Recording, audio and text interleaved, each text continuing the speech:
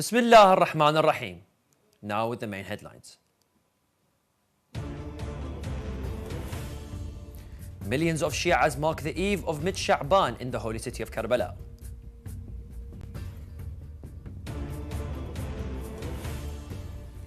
The Taliban continues media restrictions under strange pretexts amid increasing pressure on females.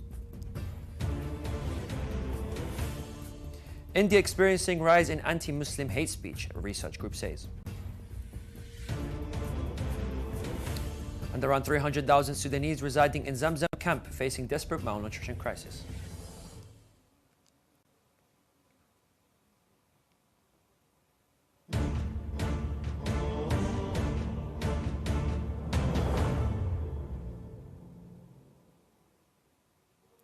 Assalamu alaikum wa rahmatullahi wa barakatuh, dear viewers. This is Yunus Dawood and you're watching Shia Waves live from London, only on Imam Hussein TV 3.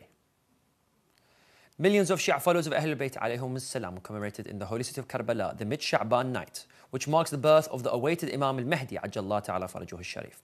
The holy city witnessed a large influx of visitors from various Iraqi provinces and other countries to mark this blessed occasion, amidst tight security measures and comprehensive service and health plans.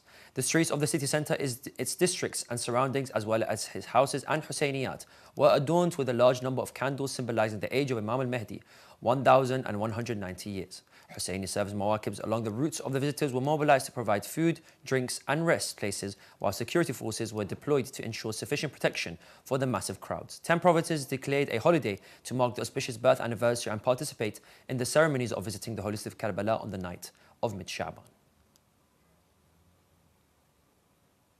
The Taliban group has banned any telephone calls by girls and women to radios and televisions in Khost province in the south of the country, local sources have confirmed. The Taliban group has issued a letter warning the media officials in this province that if the media allow the girls to call the media, they will be summoned and interrogated. The Taliban has considered the publication of school lessons and social programs involving participation of girls as the cause of moral corruption in the state. These Taliban policies have provoked the reactions of journalists and institutions supporting the media who believe the Taliban is set to close the entire range of video and audio media. This comes following the implementation of extensive bans that limited the access to information and the free flow of information. A recent report reveals that incidents of anti-Muslim hate speech in India surged by 62% in the second half of 2023 compared to the first 6 months of the year. The research group attributed this increase to the Israel-Gaza conflict, documenting a total of 668 hate speeches incidents targeting Muslims in 2023, and 498 of these occurring in states governed by the Hindu nationalist Bharatiya Janata Party or the BJP. The state of Maharashtra, Uttar Pradesh and Madhya Pradesh were highlighted as hotspots for hate speech incidents. Additionally, incidents such as demolitions of Muslim properties and bans on wearing the hijab in classrooms have further raised concerns about the minority rights in India. Let's take a look back at today's main headlines. Millions of Shias mark the eve of the Sha'ban blessed holy night in the holy city of Karbala. The Taliban continues media restrictions under strange pretext amid increasing pressures on females. India experiencing rise in anti-Muslim hate speech, a research group have said. Also tonight, Grand Ayatollah Sayyid Sadiq Hussein Shirazi remarks on importance of the 15th of Sha'ban.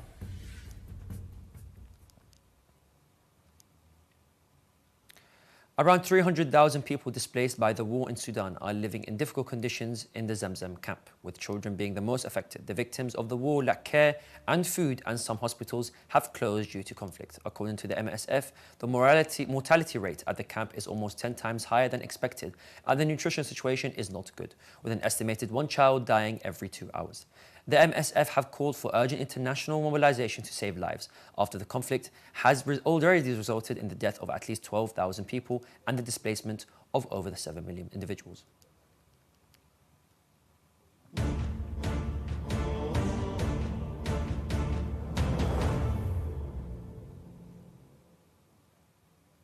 And now we'll continue with some shorter news. Gunmen attacked a church in Burkina Faso, killing at least 15 Catholic worshippers in Isanakane village. In the incident labelled as a terrorist attack, left 12 dead on the spot and 3 others succumbed to their injuries later. The region faces ongoing violence from armed groups, with some attacks targeting churches and clergy abductions. Fighters have killed thousands and displaced more than 2 million people, further threatening the stability of the nation after experiencing 2 coups in 2023. Pakistan authorities deported over 300 Afghan migrants on Saturday, February the 24th, according to Taliban's Ministry of Refugees.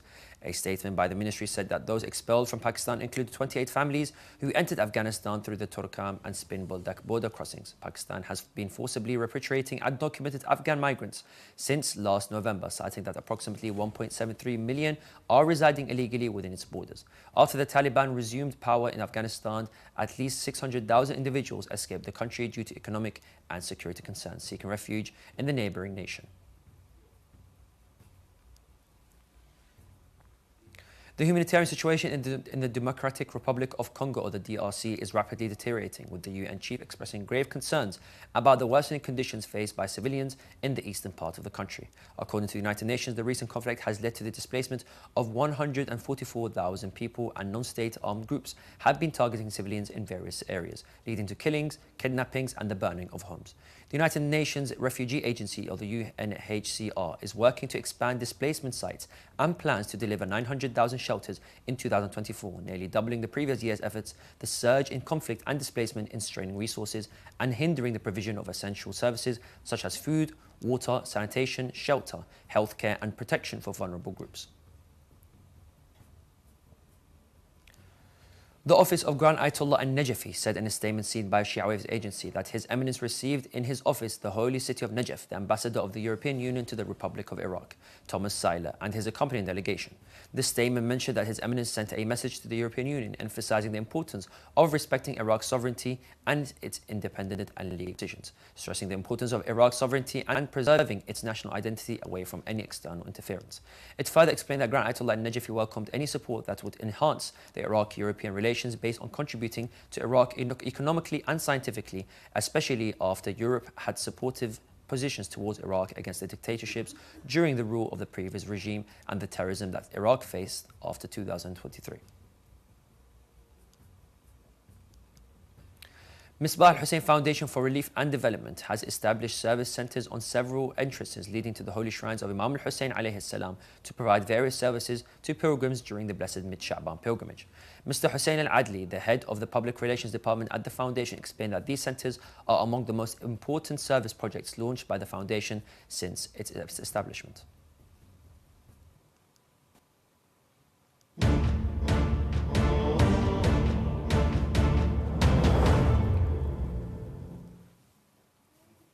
The daily scholarly meetings of Grand Ayatollah Sayyid Sadiq al-Hussein al-Shirazi was held on Saturday, the 13th of Sha'ban, regarding the possibility of the marriage of Imam al-Mahdi Ajjallah Ta'ala Farajuhu al-Sharif. Grand Ayatollah al-Shirazi said the Imam of the time must have married, and this certain speculation is not merely an impression. Let's watch the statements together.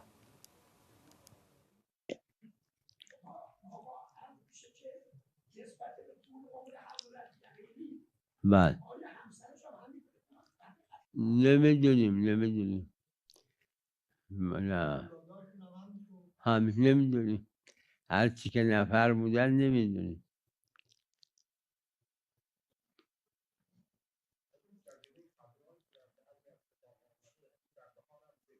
بله علا کل همینی که علامه مجلسی رضوان الله علیه بله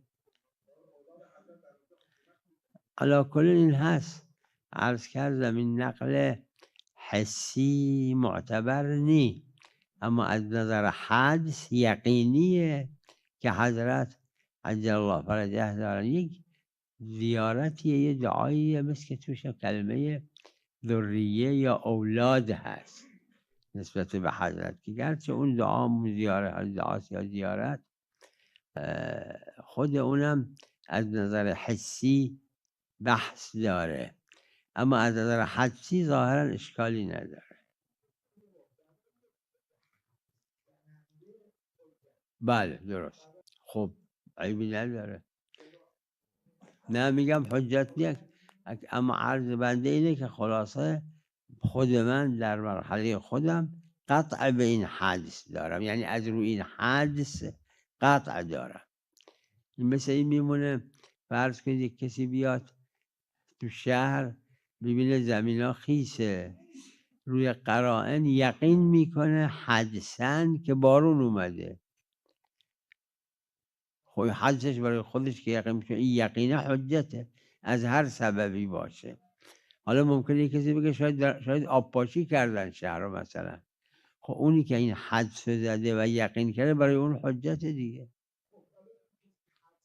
هیچ نه وقت اون میشه نمیدونم، اون که حدس نزده.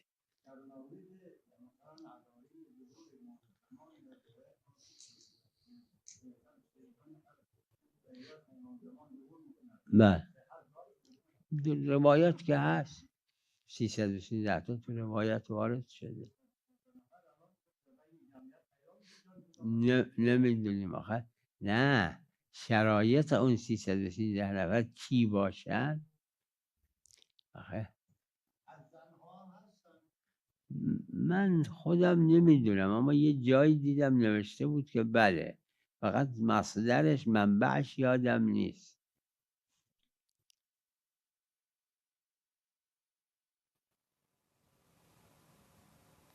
We have reached the end of today's show. Let's look back at today's main headlines.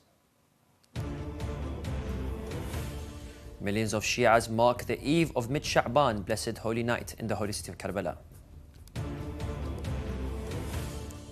The Taliban continues media restrictions under strange pretext amid increasing pressure on females. India experiencing rise in anti-Muslim hate speech, research group says. 300,000 Sudanese residing in Zamzam camp facing desperate malnutrition crisis. And Grand Ayatollah Sayyid Sadiq al-Hussein al-Shirazi remarks on the importance of the 15th of Sha'ban. You can view the latest news on our website, or you can send news of your city or country to be published on our news agency. Contact us on numbers at the bottom of the screen. Thank you for watching, and we pray to Allah the Almighty to hasten the reappearance of the Master of our time. Wassalamu alaikum wa rahmatullahi wa barakatuh.